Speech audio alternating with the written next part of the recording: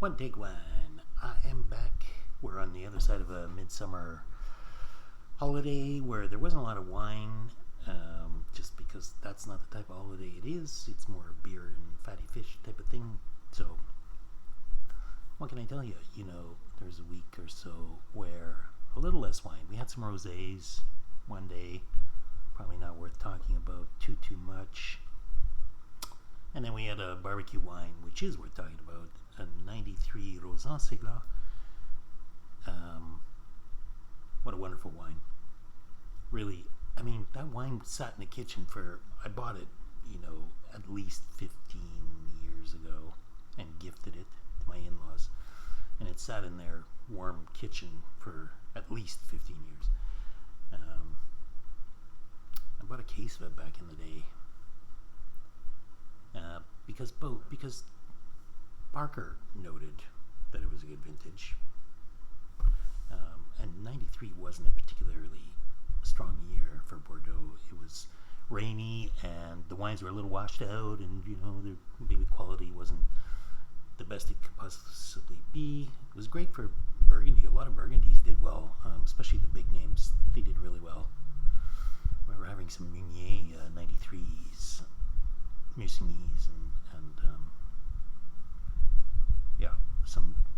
some Amoureuses, Magnums. yeah, those days are long gone.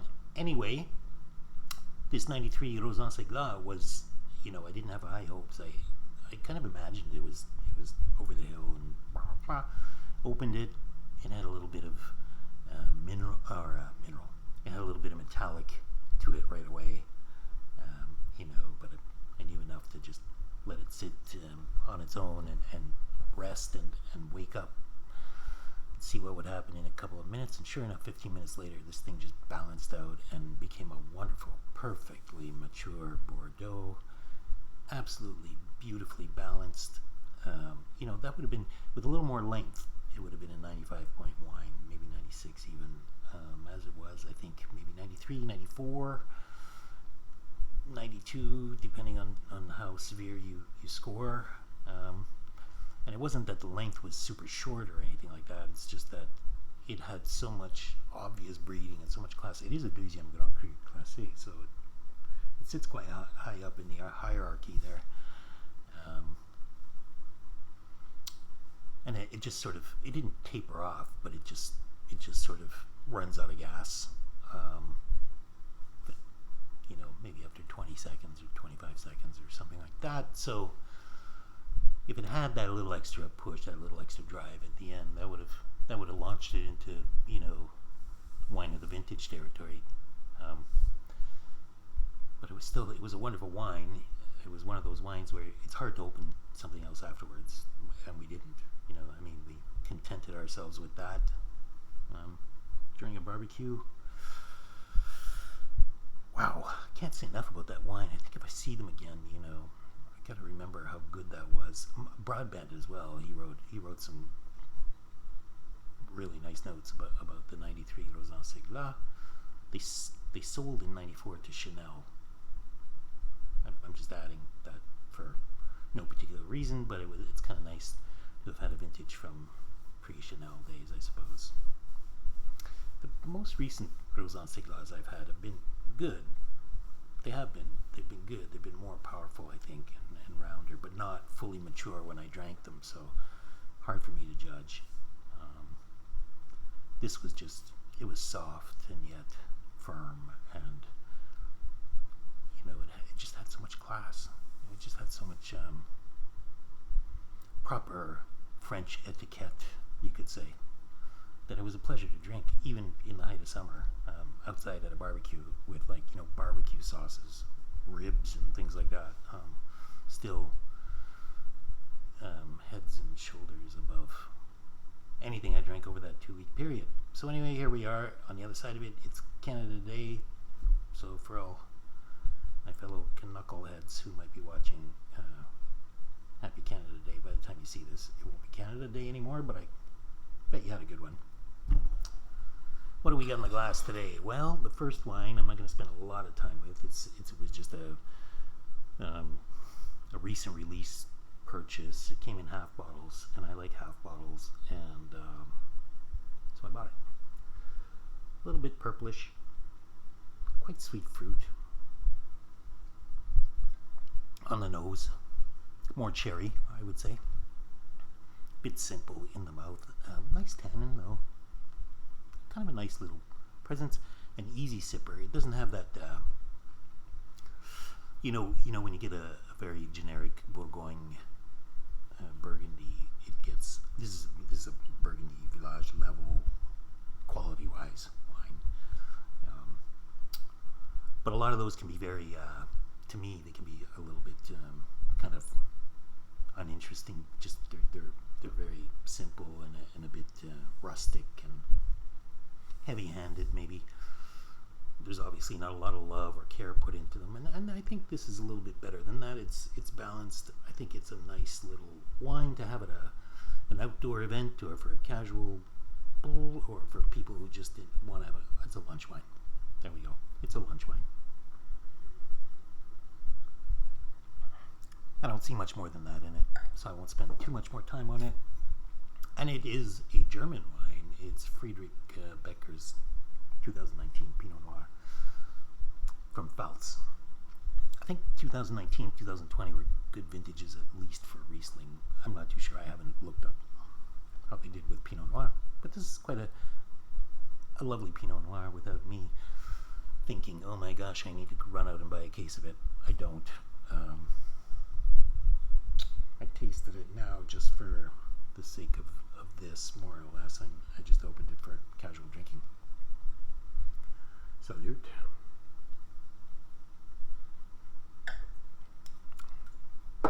Second wine we're going to deal with today. Maybe I'll clear this out a little bit. Second wine is by a producer I admire very much, that I've noted a few times here at One Take Wine, and that I discovered in 2015, Domaine Humbert. That was the first vintage I discovered from them, and I was blown away by how good it was. Surprised at how expensive it was as well for somebody I'd never heard of, but at the same time, at least I got what I paid for, because from a quality perspective, it was fantastic. And I've loved these Premier Crus from them, and especially this Poissenot.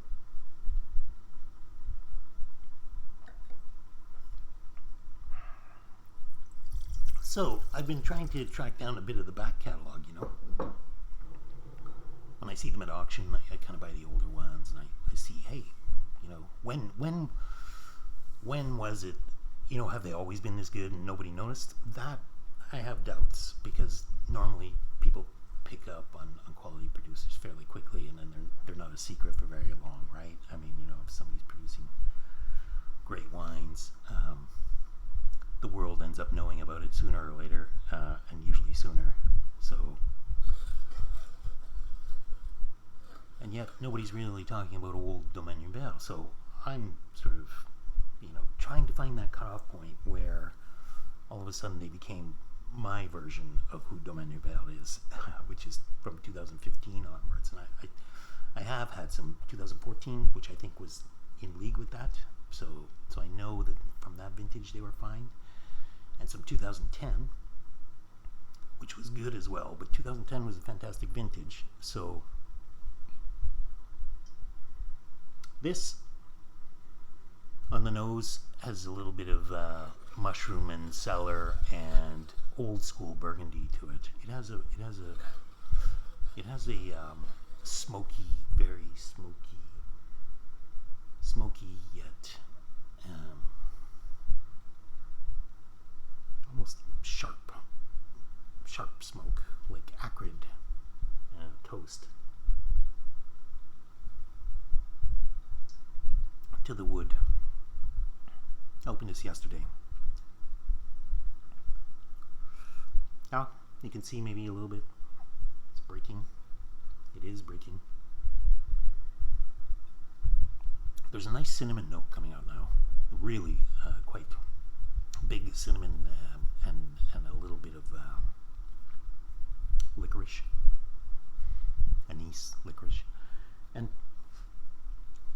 I think those are very nice, because yesterday in particular, even though I decanted it and I didn't drink it for a few hours, I let it decant for a couple hours.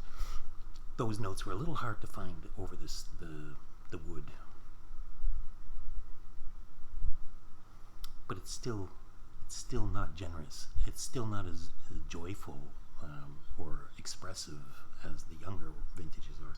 But maybe it just is so that this wine or this producer either changed how they did it. I suspect it's a change in the wood. I think it's probably something to do with the mix of new wood and old wood. I'm making it up. I didn't talk to anybody there, so, and I haven't read anything about it. I mean, it's hard to find a ton of information about it, but I like it. I like it more today, even though it has less energy today. It's softened up. There's more flavor to it. So it's a fairly tannic wine, and it's really, like I say, it's a little bit far away from its younger counterparts. And this is a 2002 Poissenot, Premier Cru Poissenot, from Domaine Humbert Frères. Their cousins are Claude Dugas. Is it Claude? Or Dugas P? I don't know. It's one of them. Anyway. So, I mean, everybody's related to somebody in Burgundy. so it is. But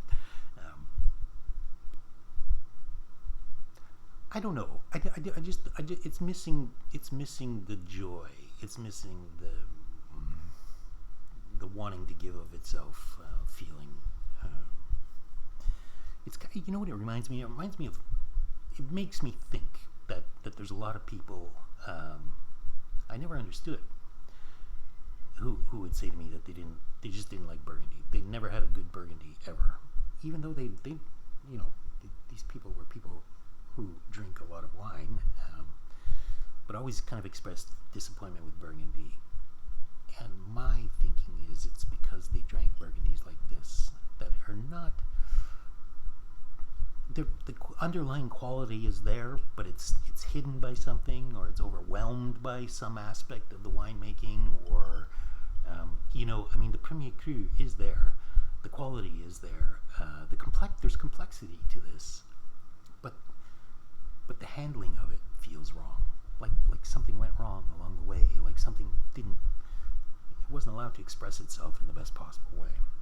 I don't know. I don't want to be overly critical of it. I personally, for my own pleasure drinking, don't want to pursue these bottles.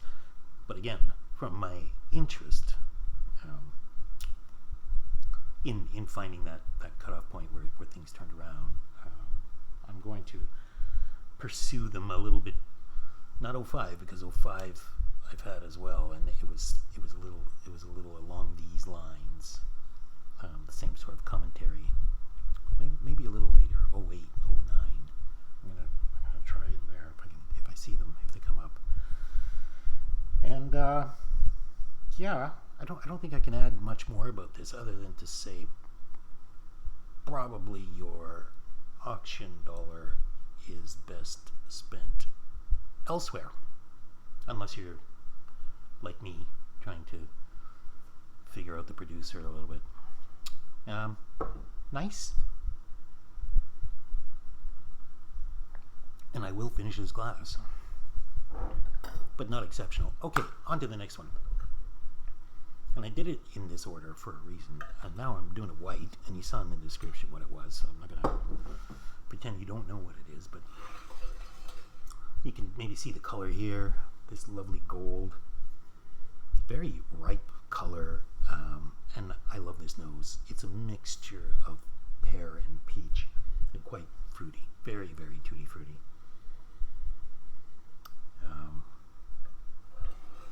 Kind of, like when you poach pears in a sweet liquid, a sweet wine maybe, sweet wine and pears, with some cloves.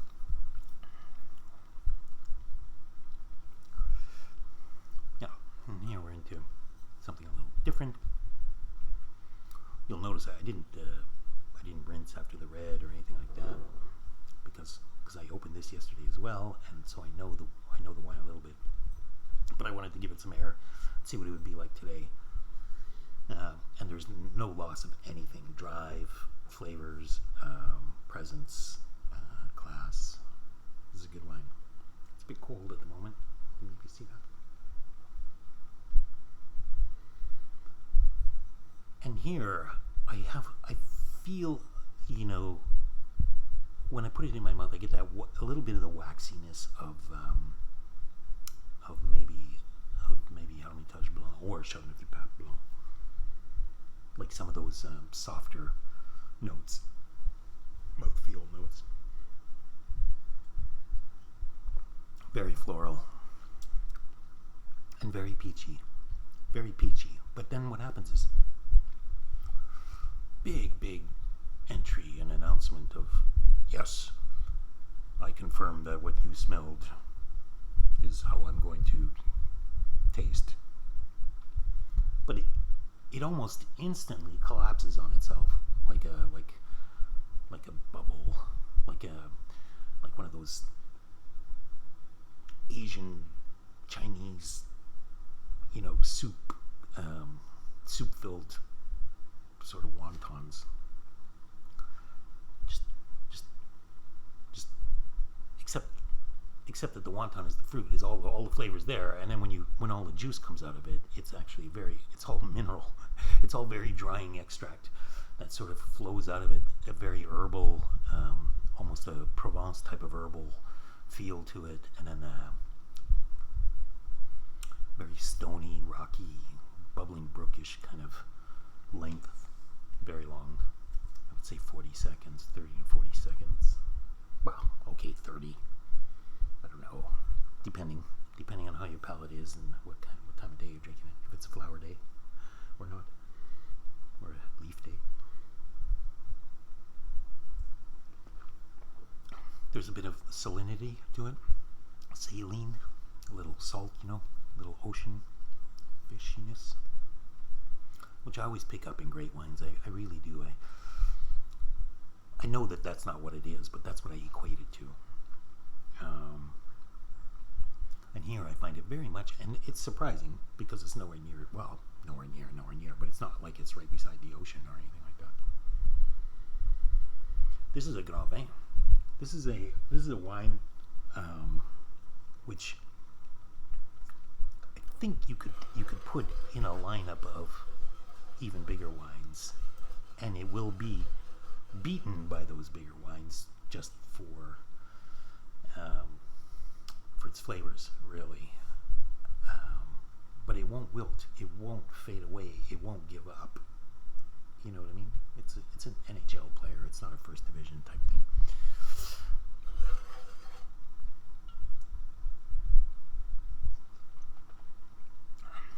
Really, really, really wonderful. Beeswaxy even. And from the description what it is, Coteau de Vernon, Condrieu from Georges Vernay, or it's his daughters now that are running it, but they still use the Georges Vernay name. 2010, and I bought it specifically because it's 2010. One of the wine sites I subscribe to is the Rhone guy. I don't know I can't remember his name. Is James blah blah, some English, Levensworth or something like that. You probably know what I'm talking about. I could probably look it up, but I'm not going to. And I love the way he writes, right? I mean, every note that you read, he somehow manages not to repeat himself, and yet write these very long, very prose-like sort of descriptions that aren't the obvious ones, that aren't sort of. I don't want to pick on any particular writers, but often you see a description of Burgundy and they start to all sound the same, and they all end up with patience required, and that should give you a clue to who I'm talking about. But James Levingsworth, yeah. Anyway, and he he talked about 2010 in quite high terms. He didn't give it 5 stars, which is, 6 stars is his, beyond the average, but it only happens for a very few wines. And then 5 stars usually for top quality, the best you're going to get, really. And he wrote some very nice descriptions about this 2010. So when I saw them at auction and the price was reasonable in today's market, I picked them up. I picked them up at auction along with some 2014s, which I'll review at a different time. And I'm really glad I did. I just drank the 2020 not long ago. I made a video about it. You can go back and look at that one if you want. And you start to see how the fruit ripens and becomes, it becomes a richer sort of fruit flavored thing on the front end. But it's for real wine lovers, where you're going to notice it is kind of on the, I'm not going to say, it's not a peacock's tail, but it's more of a sort of a long trail of vapors. Very mystical. Quite a top. You don't get too many wines in Rhone that are capable of this, at least structure-wise. I mean, I think flavor-wise, you could argue there's better flavored wines out there, but I don't generally. I mean, I'm a structure kind of person, and that's kind of what I respond to. And as long as the flavors are not disturbing, then I make note of them, but I don't spend all of my time on them just because I think it's hard to make a bad tasting wine these days. Just the way it is, just the way the market is now. This is a fabulous wine. I am going to finish this glass. This is a rebuy, and this is a warmly recommended. Should you choose to invest at auction? I've had some. I think I've had some older Condrieu. Condrieu. That's another thing I probably should mention. I don't know why. I think anybody who might be watching this probably knows. But Condrieu you typically drink young. I mean, we're told to drink young, that they won't live. And this I've challenged a number of times with great success. With the Pere Condrieu Chéri 96, with the 92 Grilla. Okay, that's something special, but it's still a Condrieu. Beyond Condrieu, though, I think, or beyond Grilla, I think the other Condrieu of note is this. I think, those are the two superstars. Kind of like in Chablis, you've got Ravenot and Dauvissat.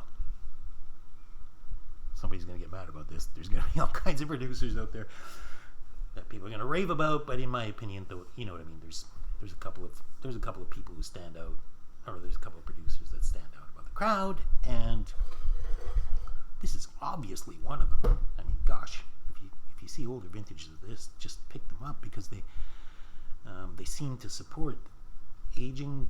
I think this could get better. I don't think it's.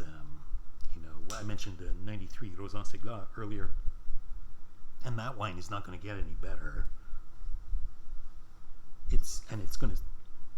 I think it still has time in hand in the sense that for 5 or 10 years it'll stay at the level it's at right now. Maybe longer if you've actually stored it properly, but it's not going to get any better. This I think could get better.